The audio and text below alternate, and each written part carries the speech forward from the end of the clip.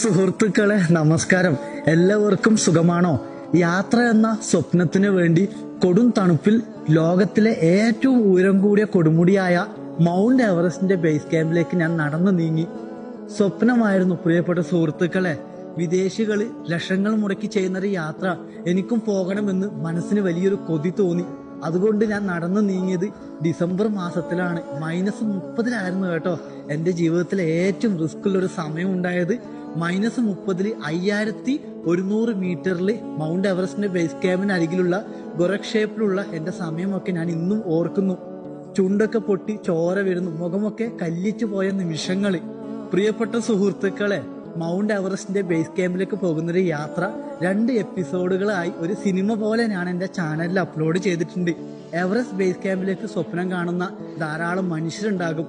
അവർക്ക് വേണ്ടിയിട്ടാണ് ഞാൻ ഈ ഒരു വീഡിയോ എന്റെ ചാനലിൽ അപ്ലോഡ് ചെയ്തത്. എങ്ങനെ നമ്മൾക്കും ആ ഒരു യാത്രകൾ ചെയ്യാൻ സാധിക്കും, അവിടുത്തെ മനുഷ്യരുടെ ജീവിതം, ആ ട്രയൽസ് എങ്ങനെയാണ്, ഇത്രയും വലിയ ഹിമാലയത്തിലേക്ക് പോകുമ്പോൾ നമുക്ക് പ്രശ്നങ്ങൾ വരുമോ, എല്ലാം ഞാൻ എന്റെ പുതിയൊരു വീഡിയോസിൽ ഉൾപ്പെടുത്തിയിട്ടുണ്ട്. വലിയൊരു യാത്രാ വിവരണമാണ്. എല്ലാവർക്കും ഇഷ്ടപ്പെടും കേട്ടോ. സമയം കിട്ടുമ്പോൾ ആ ഒരു വീഡിയോ ഒന്ന് കണ്ടു നോക്കൂ. നിങ്ങൾക്കും ആ ഒരു യാത്ര ചെയ്യുകയാണെങ്കിൽ ഒരു പക്ഷെ ഉപകാരപ്പെട്ടേക്കും. എന്റെ യാത്രകൾ തുടരുകയാണ്. പ്രകൃതിയൊക്കെ കണ്ടോ? വലിയ ഒച്ചപ്പാടും കാര്യങ്ങളൊന്നും ഇല്ലാത്ത ശാന്തമായ പാതകളാണ് ജീവിതത്തിൽ ഇന്നും ഞാൻ തെരഞ്ഞെടുത്തുകൊണ്ടിരിക്കുന്നത്.